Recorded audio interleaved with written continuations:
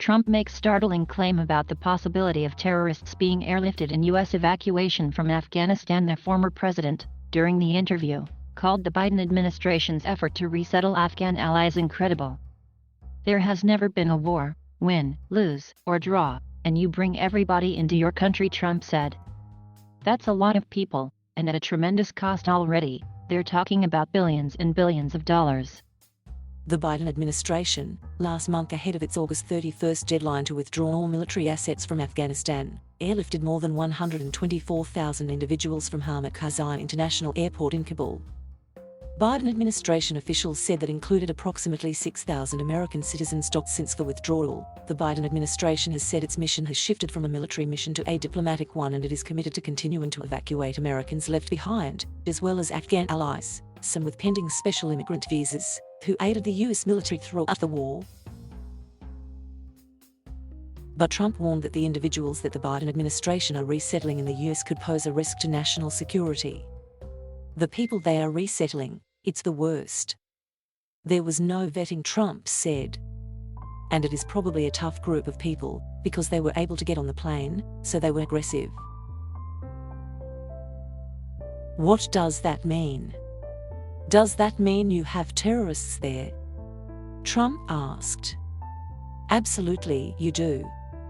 At this point, the Department of Homeland Security has flagged 44 Afghan evacuees as potential national security threats to the United States, according to a report by The Washington Post last week. The White House, though, said intelligence and counterterrorism officials were working around the clock to vet all Afghans before allowing them to enter the United States by using a screening process involving biometric and biographic security reviews conducted by our intelligence, law enforcement, and counterterrorism professionals.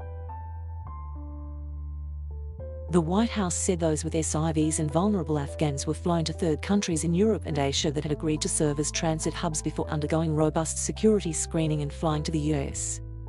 "You took some very bad people onto those planes and distributed them all over the world, with all of them coming to the United States, because the rest of the world is not going to take them," Trump continued. "The rest of the world is going to deliver them to the United States and ask for a lot of money for helping us out, but, it's a never-ending thing." The former president called it a tough situation but underscored that no war has ever taken the people of a country where there was the war, and moved them into their country. Meanwhile, in addition to security concerns, the White House announced Friday that it has temporarily suspended flights bringing Afghan refugees into the country due to a measles concern.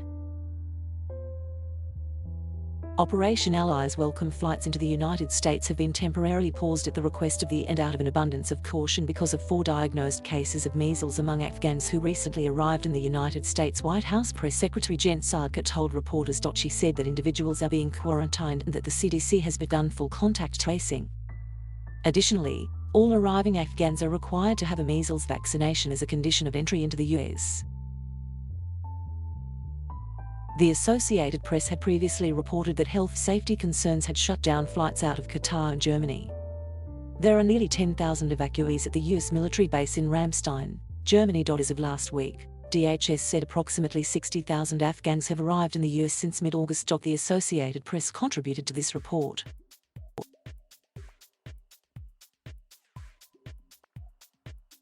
Thank you for watching. Please subscribe